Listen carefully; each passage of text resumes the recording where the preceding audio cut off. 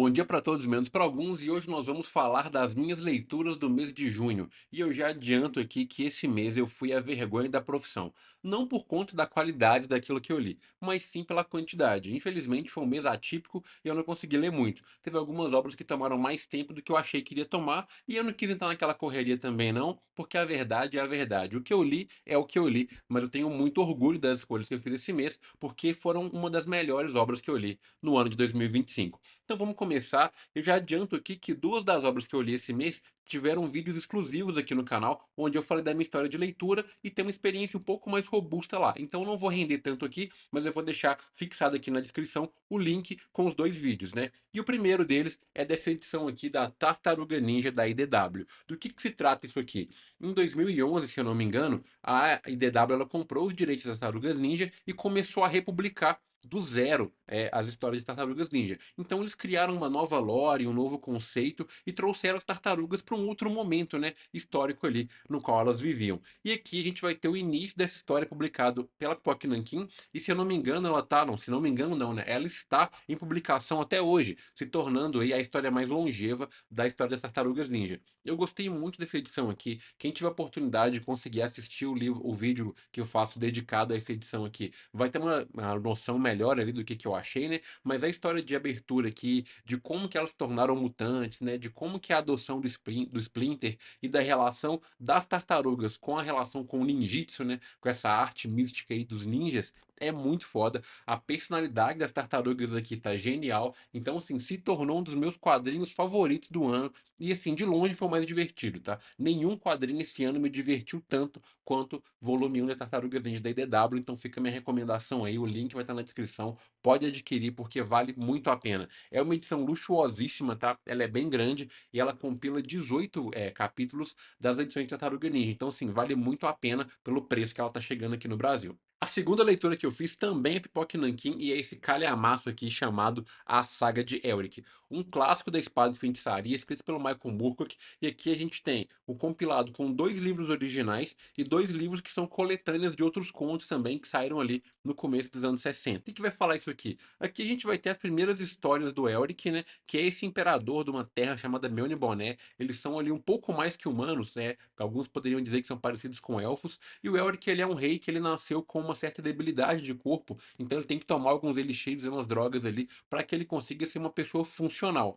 E por conta disso ele cresceu em biblioteca e ele tem uma moralidade, né, um conceito filosófico de enxergar o mundo diferente dos povos de Bione Boné, o que torna ele um imperador um tanto quanto peculiar. Então aqui a gente vai ter uma história, cara, que ela foge muito do clássico da fantasia, que é o imperador falho, é o imperador que não gosta do povo no qual ele governa, e quando ele está fora, né, de Mjolnir Boné, andando pelo mundo, fazendo suas aventuras ali com a sua espada mágica Stormbringer, a gente vê uma pessoa muito errante. Ele é um anti-herói na realidade, que ele oscila muito entre a moralidade do que é bom e do que é ruim, o que torna o personagem muito humano. Então apega muito a gente ao personagem, porque a gente vê, mesmo ele sendo Mjolnir Boniano, a gente vê uma pessoa muito humana aqui na figura do Elric. Eu não vou falar mais, porque tem um vídeo longo também, vou deixar aqui no primeiro link fixado para que você possa assistir, mas de longe é a minha leitura do ano, tá? Diferente da Tartaruga Ninja, que foi a mais divertida, eu acho que o que mais vai ficar comigo esse ano é Elric. Tô doido pra ler o segundo volume que sai pra Pipoca aqui no final do ano, porque tem tudo pra se tornar uma das minhas obras favoritas por se tratar de tragédia.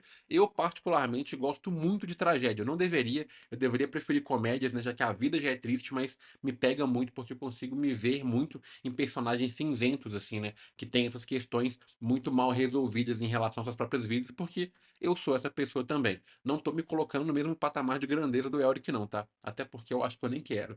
Mas enfim, vale muito a pena a leitura de Elric e eu espero que vocês leiam. E pra gente finalizar, eu fui pro pai da fantasia, né? Já que eu tava muito envolvido em Elric, eu não queria entrar em The Witcher de novo esse mês, que é a leitura que eu fiz nos meses anteriores, eu fui ler Tolkien e eu peguei Os Filhos de Húrin, que era um livro que eu sempre via ali nas livrarias e tal, e que eu falei, poxa, eu acho que eu vou um dia ler, e essa semana foi a semana que eu escolhi ler. Do que se trata Os Filhos de Húrin? Aqui é um livro póstumo, né? Foi publicado depois do falecimento de Tolkien, e foi o filho dele, o Christopher Tolkien, que juntou os contos que tinha ali e fez um livro só e publicou. A gente vai ter algumas histórias aqui no Silmarillion e também Contos Inacabados, que foi onde eu li um pouco de Húrin, mas aqui eu tive uma experiência infinitamente melhor, muito melhor, então eu recomendo que se leia por essa edição aqui. Um resumo rápido, aqui a história vai narrar a vida dos filhos de Húrin, né? Então primeiro tem que falar de quem foi Úrikin. de quem foi Húrin. Húrin é um dos grandes homens da Primeira Era, né, ele era um cara de grande valor e que tem uma importância muito grande na Primeira Era dos homens aqui da mitologia de Tolkien. No começo da história aqui, a gente vai ter Húrin indo para uma batalha com seu irmão Huor,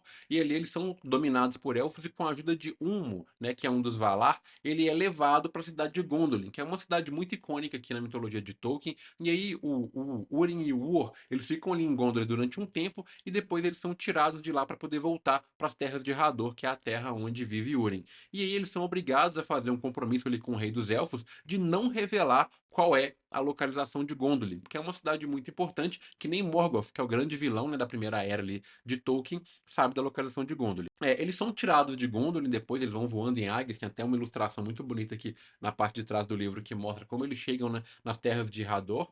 E aí os anos se passam, chega em um determinado momento, né, quando o Húrin já tá adulto ali, adulto assim, né, já no um jovem adulto, ele recebe uma maldição na casa dele ali, e os filhos dele, eles são dominados pela praga, né? Não só os filhos dele, mas como vários povos ali dos povos onde moravam, Húrin, etc. E aí eles precisam marchar para a guerra novamente, né? E aí o Húrin vai para a guerra junto com outras pessoas e lá ele é capturado por orcs e é levado até Morgoth. Quando ele chega até Morgoth, Morgoth queria saber onde fica a localização de Gondolin.